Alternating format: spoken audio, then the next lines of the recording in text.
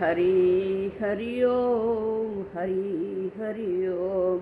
आज हम कथा सुनेंगे षडलिंग स्वरूप प्रणव का महत्व, उसके सूक्ष्म रूप ओमकार ओम सूक्ष्म स्थूल रूप पंचाक्षर मंत्र का विवेचन, उसके जप की विधि एवं महिमा, कार्य ब्रह्म के लोकों से लेकर कारण रुद्र के लोकों तक का विवेचन करके कालातीत पंचावर्ण विशिष्ट शिवलोक के अनिवर्चनीय वैभव का निरूपण तथा शिव भक्तों के सत्कार की महत्ता। ओम गम गणपते नमः, ओम अंबिकाय नमः, ओम नमः शिवाय नमः, श्री गुरुवे नमः, ओम श्री परमात्मने नमः। ऋषि बोले, प्रभु महामुने, आप हमारे लिए क्रमशः षडलिंग स्वरूप प्रणव का महत्व तथा शिव भक्त के पूजन का प्रकार बताइए। सूत जी ने कहा, महर्षियों, आप लोग तपस्या के धनी हैं। आपने यह बड़ा सुंदर प्रश्न उपस्थित किया है, किंतु इसका ठीक ठीक उत्तर महादेव ही जानते हैं, दूसरा कोई नहीं। तथापि भगवान शिव की कृपा से ही मैं इस विषय का वर्णन करूंगा। वे भगवान शिव हमारी आप लोगों की रक्षा का भारी भार बारंबार स्वयं ही ग्रहण करें। प्रह नाम है प्रकृति से उत्पन्न संसार रूपी महासागर का, और प्रणव इससे पार करने के लिए दूसरी नाव है। इसलिए इस ओमकार को प्रणव की संज्ञा देते हैं।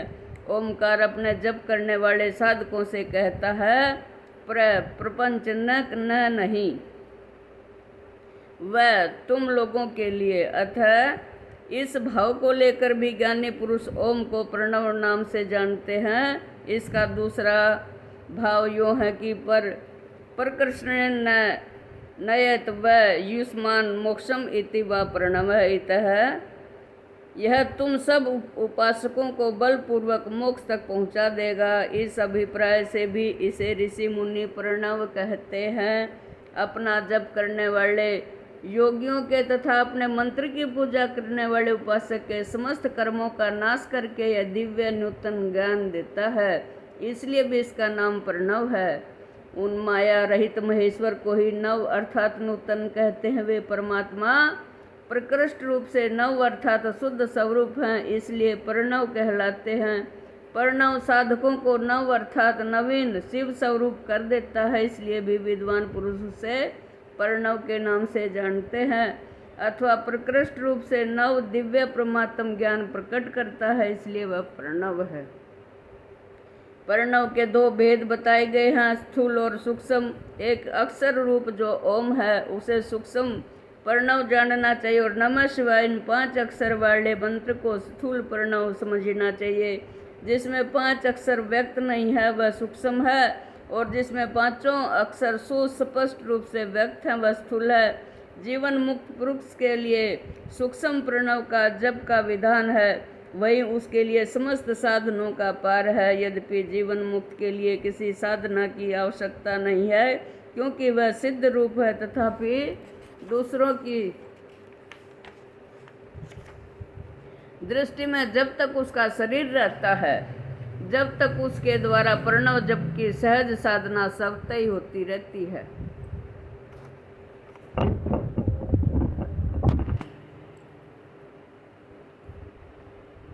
वह अपने देह का विलय होने तक सूक्ष्म प्रणव मंत्र का जप और उसके अर्थभूत परमात्म तत्व का अनुसंधान करता रहता है। जब शरीर नष्ट हो जाता है, तब वह पूर्ण परम ब्रह्म शिव को प्राप्त कर लेता है। यह सुनिश्चित बात है।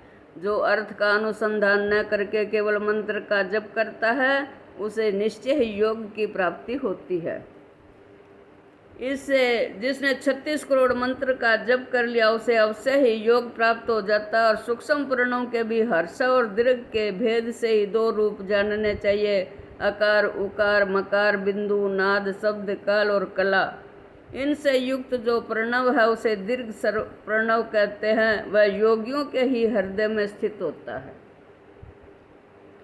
मकार पर्यंत जो ओम है, वह ए उ मैं इन 3 तत्वों से युक्त है। इसी को हर्षव प्रणव कहते हैं। ए शिव है, उ शक्ति और मकार इन दोनों की एकता है। वह त्रितत्व रूप एक समझकर हर्षव प्रणव का जप करना चाहिए। जो अपने समस्त पापों का क्षय करना चाहते हैं उनके लिए इस हर्षव प्रणव का जप अत्यंत आवश्यक है। कथा को ध्यानपूर्वक सुने। पृथ्वी, जल, तेज, वायु और आकाश, ये 5 भूत तथा शब्द, स्पर्श आदि इनके 5 विषय, ये सब मिलकर 10 वस्तुएं मनुष्यों की कामना के विषय हैं। इनकी आशा मन में लेकर जो कर्मों के अनुष्ठान में संलग्न होते हैं वे 10 प्रकार के पुरुष प्रवृत्त अथवा प्रवृत्ति मार्गी कहलाते हैं, तथा जो निष्काम भाव से शास्त्र विहित कर्मों का अनुष्ठान करते हैं वे निवृत्त अथवा निवृत्ति मार्ग कहे गए हैं। प्रवृत्त पुरुषों को हर्षव प्रणव का ही जप करना चाहिए और जो निवृत्ति पुरुषों को दीर्घ प्रणव का वे हर्तियों तथा अन्य मंत्रों में के आदि में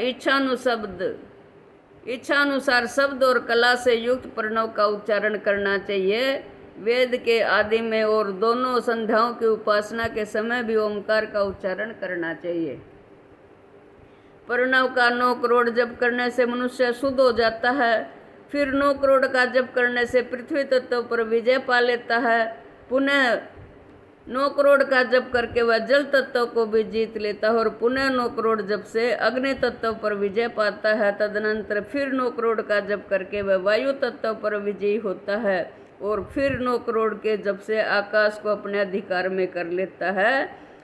इसी प्रकार 9 करोड़ का जप करके कर्म से गंध, रस, रूप, स्पर्श और शब्द पर विजय पाता है। उसके बाद फिर 9 करोड़ का जप करके अहंकार को भी जीत लेता है। इस तरह 108 करोड़ प्रणव का जप करके उत्कर्ष बोध को प्राप्त हुआ पुरुष शुद्ध योग का लाभ करता है। शुद्ध योग से युक्त होने पर वह जीवन मुक्त हो जाता है, इसमें संशय नहीं है। सदा प्रणव का जप और प्रणव रूपी शिव का ध्यान करते करते समाधि में स्थित हुआ महायोगी पुरुष साक्षात शिव ही है, इसमें संशय नहीं है। पहले अपने शरीर में प्रणव के ऋषि, छंद और देवता आदि का न्यास करके फिर जप आरंभ करना चाहिए। अकार आदि मातृका वर्णों से युक्त प्रणव का अपने अंगों में न्यास करके मनुष्य ऋषि हो जाता है। मंत्रों के 10 विध संस्कार, मातृका न्यास तथा षड्श शोधन आदि के साथ संपूर्ण न्यास फल उसे प्राप्त हो जाता है। प्रवृत्ति तथा प्रवृत्ति निवृत्ति से मिश्रित भाव वाले पुरुषों के लिए स्थूल प्रणव का जप ही अभिष्ट साधक होता है। क्रिया, तप और जप से योग से शिव योगी 3 प्रकार के होते हैं, जो क्रम से क्रिया योगी, तपो योगी और जप योगी कहलाते हैं। जो धन आदि वैभव से पूजा सामग्री का संचय करके हाथ आदि अंगों से नमस्कार आदि क्रिया करते हुए इष्ट देव की पूजा में लगा रहता है वह क्रिया योगी कहलाता है।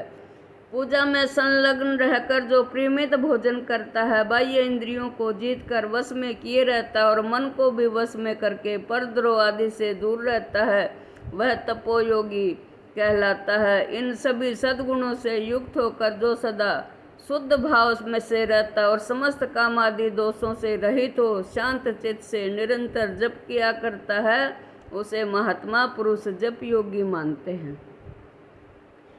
जो मनुष्य 16 प्रकार के उपचारों से शिव योगी महात्माओं की पूजा करता वह शुद्ध होकर सालोक्य आदि के कर्म से उत्तरोत्तर उत्कृष्ट मुक्ति को प्राप्त कर लेता है। द्विजो, अब मैं जप योग का वर्णन करता हूँ, तुम सब लोग ध्यान देकर सुनो। तपस्या करने वाले के लिए जप का उपदेश किया गया है, क्योंकि वह जप करते करते अपने आप को सर्वथा शुद्ध निष्पाप कर लेता है। ब्राह्मणों, पहले नमः पद हो, उसके बाद चतुर्थी विभक्ति में शिव शब्द हो तो पंच तत्वात्मक नमः शिवाय मंत्र हो जाता है। जैसे शिव पंचाक्षर कहते हैं, यह स्थूल प्रणव स्वरूप है। इस पंचाक्षर के जप से मनुष्य संपूर्ण सिद्धियों को प्राप्त कर लेता है। पंचाक्षर मंत्र के आदि में ओंकार लगाकर ही सदा उसका जप करना चाहिए। द्विजो, गुरु के मुख से पंचाक्षर मंत्र का उपदेश पाकर जहाँ सुखपूर्वक निवास किया जा सके, ऐसी उत्तम भूमि पर महीने के पूर्व पक्ष शुक्ल पक्ष से लेकर प्रतिपदा के आरंभ करके कृष्ण पक्ष की चतुर्दशी तक निरंतर जप करता रहे। और माघ और भादो के महीने में अपना विशिष्ट महत्व रखते हैं। यह समय सब समयों से उत्तम है।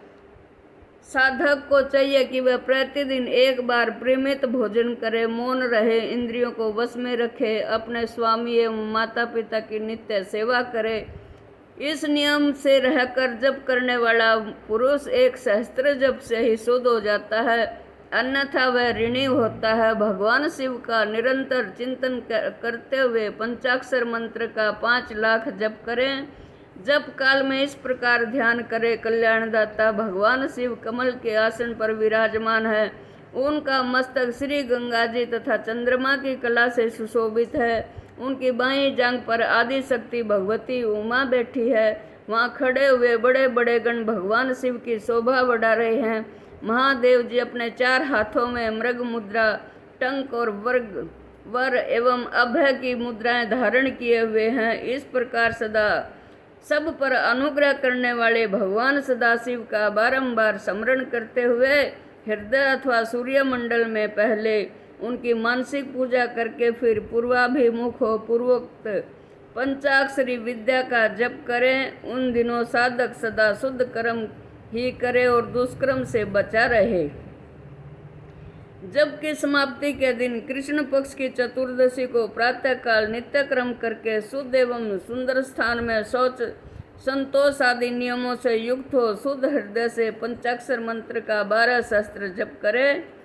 तत्पश्चात 5 सपत्नीक ब्राह्मणों का जो श्रेष्ठ एवं शिव भक्तों वर्ण करे, इनके अतिरिक्त एक श्रेष्ठ आचार्य प्रवर का भी वर्णन करें और उसे सांब सदाशिव का स्वरूप समझें। ईशान, तत्पुरुष, अघोर, वामदेव तथा सधोजात इन 5 के प्रत्येक स्वरूप 5 ही श्रेष्ठ और शिव भक्त ब्राह्मणों का वर्णन करने के पश्चात पूजन सामग्री को एकत्र करके भगवान शिव का पूजन आरंभ करें।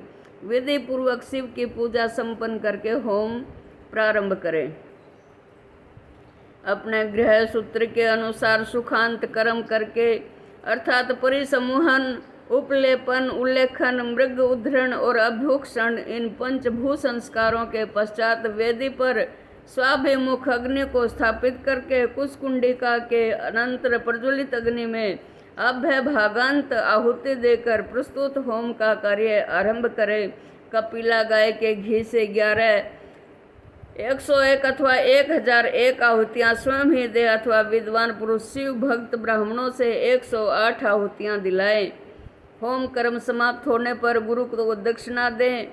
दक्षिणा के रूप में एक गाय और बैल देने चाहिए। ईशान आदि के प्रतीक रूप जिन 5 ब्राह्मणों का वर्ण किया हो उनको ईशान आदि का स्वरूप ही समझे तथा आचार्य को सांब सदाशिव का स्वरूप माने। इसी भावना के साथ उन सब के चरण धोएं और उनके चरणोदक से अपने मस्तक को सींचे। ऐसा करने से वह साधक अगणित तीर्थों में तत्काल स्नान करने का फल प्राप्त कर लेता है। उन ब्राह्मणों को भक्ति पूर्वक दशांश अंश देना चाहिए। गुरु पत्नी को प्राशक्ति मानकर उनका भी पूजन करें। ईशान आदि कर्म से उन सभी ब्राह्मणों को उत्तम अन्न से पूजन करके अपने वैभव विस्तार के अनुसार रुद्राक्ष, वस्त्र, बड़ा और पुआ आदि अर्पित करें। तदनंतर दिक्पालों को बलि देकर ब्राह्मणों को भरपूर भोजन कराएं। इसके बाद देवेश्वर शिव से प्रार्थना करके अपना जप समाप्त करें। इस प्रकार पुरुष चरण करके मनुष्य उस मंत्र को सिद्ध कर लेता है। फिर 5 लाख जप करने से समस्त पापों का नाश हो जाता है। तदनंतर पुनः 5 लाख जप करने पर अतल से लेकर 70 लोक तक 14 भुवनों पर क्रमशः अधिकार प्राप्त हो जाता है। यदि अनुष्ठान पूर्ण होने के पहले बीच में ही साधक की मृत्यु हो जाए तो परलोक में उत्तम भोग भोगने के पश्चात पुनः पृथ्वी पर जन्म लेकर पंचाक्षर मंत्र के जप का अनुष्ठान करता है और समस्त लोकों का ऐश्वर्य पाने के पश्चात वह मंत्र को सिद्ध करने वाला पुरुष यदि पुनः 5 लाख जप करे तो उसे ब्रह्मा जी का सामीप्य प्राप्त होता है। पुनः 5 लाख जप करने से सारूप्य नामक ऐश्वर्य प्राप्त होता है और 100 लाख जप करने से वह साक्षात ब्रह्मा के समान हो जाता है। इस तरह कार्य ब्रह्म हिरण्यगर्भ का सायुज्य प्राप्त करके वह उस ब्रह्मा का प्रलय होने तक उस लोक में यथेष्ट भोग भोगता है। फिर दूसरे कल्प का आरंभ होने पर वह ब्रह्मा जी का पुत्र होता है। उस समय फिर तपस्या करके दिव्य तेज से प्रकाशित हो वह क्रमशः मुक्त हो जाता है। पृथ्वी आदि कार्य स्वरूप भूतों द्वारा पाताल से लेकर सत्यलोक पर्यंत ब्रह्मा जी के 14 लोक क्रमशः निर्मित हुए हैं। सत्यलोक से ऊपर समालोक तक जो 14 भुवन हैं वे ब्रह्मा जी वे भगवान विष्णु के लोक हैं। समालोक से ऊपर सूची लोक पर्यंत 28 भुवन स्थित हैं। सूची लोक के अंतर्गत कैलाश में प्राणियों का संहार करने वाले रुद्रदेव विराजमान हैं। सूची लोक से ऊपर अहिंसा लोक पर्यंत 56 भुवनों की स्थिति है। अहिंसा लोक का आश्रय लेकर जो ज्ञान कैलाश नामक नगर शोभा पाता है उसमें कार्यभूत महेश्वर सबको अदृश्य करके रहते हैं। अहिंसा लोक के अंत में काल चक्र की स्थिति है। यहाँ तक कि महेश्वर के विराट स्वरूप का वर्णन किया गया है। वहीं तक लोकों का तिरोधान अथवा लय होता है। उससे नीचे कर्मों का भोग है और उसमें ऊपर का ज्ञान भोग है। उसके नीचे कर्म माया और ऊपर ज्ञान माया है। अब मैं कर्म माया और ज्ञान माया का तात्पर्य बता रहा हूँ। माँ का अर्थ है लक्ष्मी, उससे कर्म भोग यात प्राप्त होता है, इसलिए माया अथवा कर्म माया कहलाती है। इसी तरह माँ अर्थात लक्ष्मी से ज्ञान भोग यात अथवा प्राप्त होता है, इसलिए उसे माया ज्ञान माया कहा गया है। उपृत सीमा से नीचे नश्वर भोग है और नित्य ऊपर नित्य भोग। उसके नीचे ही तिरोधान अथवा लय है, ऊपर नहीं। वहाँ के नीचे ही कर्म में पासों द्वारा बंधन होता है, ऊपर बंधन का सदा अभाव है। उससे नीचे ही जीव सकाम कर्मों का अनुसरण करते हुए विभिन्न लोकों और योनियों में चक्कर काटते हैं। उसके ऊपर के लोकों में निष्काम कर्म का ही भोग बताया गया है। बिंदु पूजा में तत्पर रहने वाले उपासक वहाँ के नीचे के लोकों में घूमते हैं। उसके ऊपर तो निष्काम भाव से शिवलिंग की पूजा करने वाले उपासक ही जाते हैं। जो एकमात्र शिव की ही उपासना में तत्पर हैं वे उसके ऊपर के लोकों में जाते हैं। वहाँ से नीचे जीव कोटि है और ऊपर ईश्वर कोटि है। नीचे संसारी जीव रहते हैं और ऊपर मुक्त पुरुष।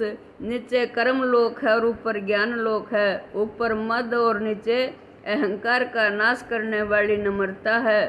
वहाँ जन्म जनित तिरोधान नहीं है। उनका निवारण किए बिना वहाँ किसी का प्रवेश संभव नहीं। इस प्रकार तिरोधान का निवारण करने से वहाँ ज्ञान शब्द का अर्थ ही प्रकाशित होता है। आदि भौतिक पूजा करने वाले लोग उससे नीचे के लोक में ही चक्कर काटते हैं। जो आध्यात्मिक उपासना करने वाले हैं वे ही उससे ऊपर को जाते हैं। जो सत्य अहिंसा आदि धर्मों से युक्त हो भगवान शिव के पूजन में तत्पर रहते हुए काल चक्र को पार कर जाते हैं और काल चक्रेश्वर की सीमा तक जो विराट महेश्वर लोक बताया गया है उससे ऊपर वृषभ के आकाश में धर्म की स्थिति है। वह ब्रह्मचर्य का मूर्तिमान रूप है। उसके सत्य, सोच, अहिंसा और दया ये 4 पाद हैं। वहाँ साक्षात शिवलोक के द्वार पर खड़ा है। समा उसके सिंह है, सम कान है। वह वेद ध्वनि रूपी शब्द से विभूषित है।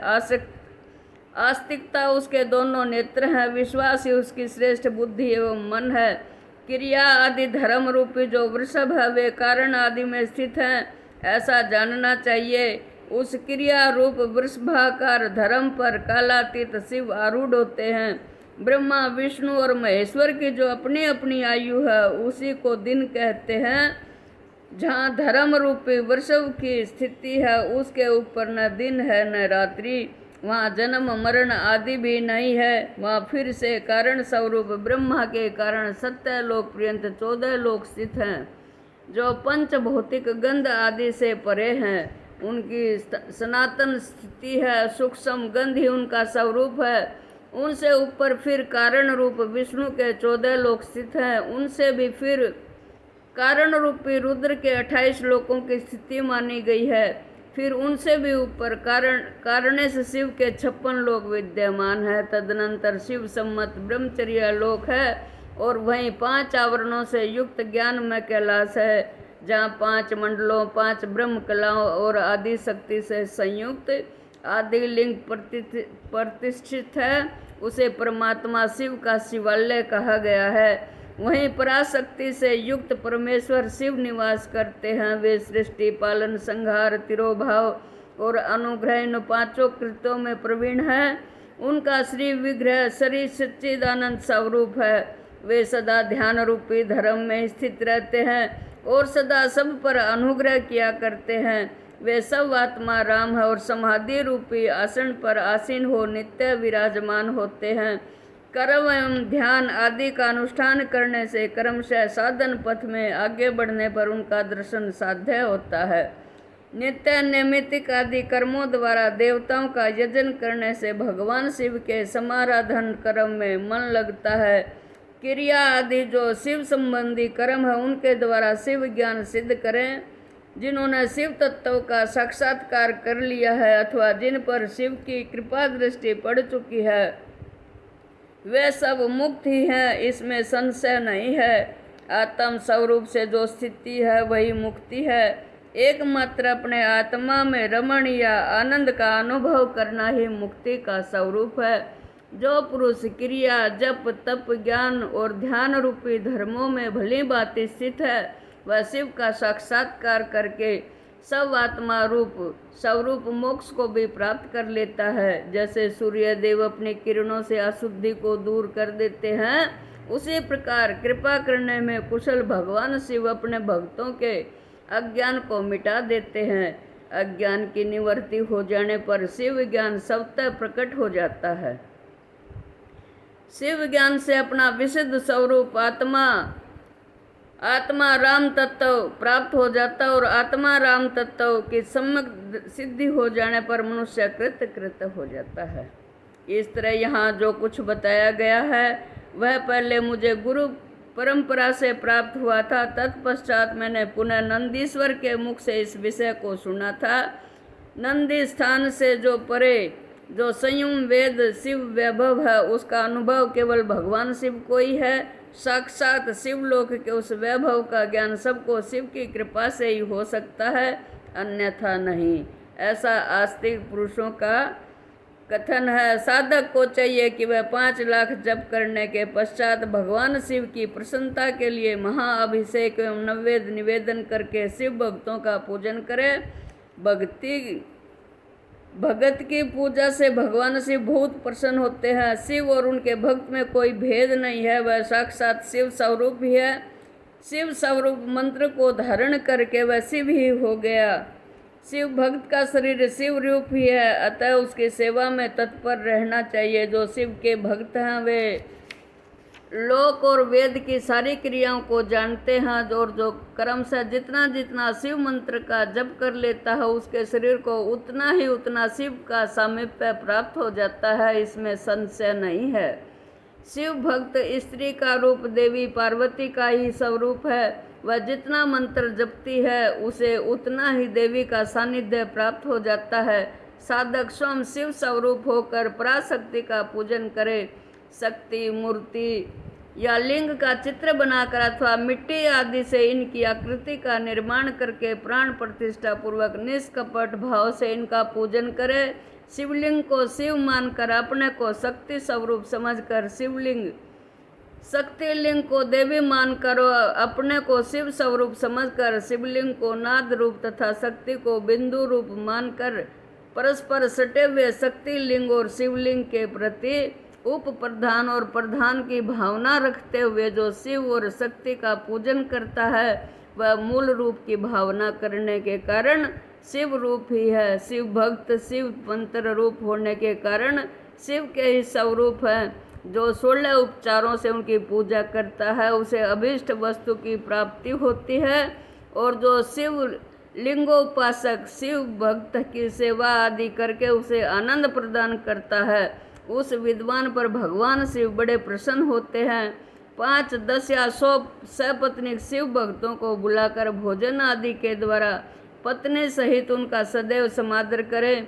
धन में, देह में और मंत्र में शिव भावना रखते हुए उन्हें शिव और शक्ति का स्वरूप जानकर निष्कपट भाव से उनकी पूजा करे। ऐसा करने वाला पुरुष इस भूतल पर फिर से जन्म नहीं लेता।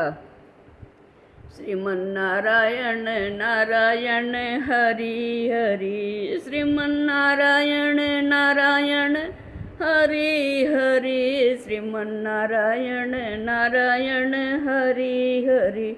आगे कथा सुनाएंगे। बंधन और मोक्ष का विवेचन, शिव पूजा का उपदेश, लिंग आदि में शिव पूजा का विधान, भस्म के स्वरूप का निरूपण और महत्व, शिव एवं गुरु शब्द की व्युत्पत्ति तथा शिव के भस्म धारण का रहस्य।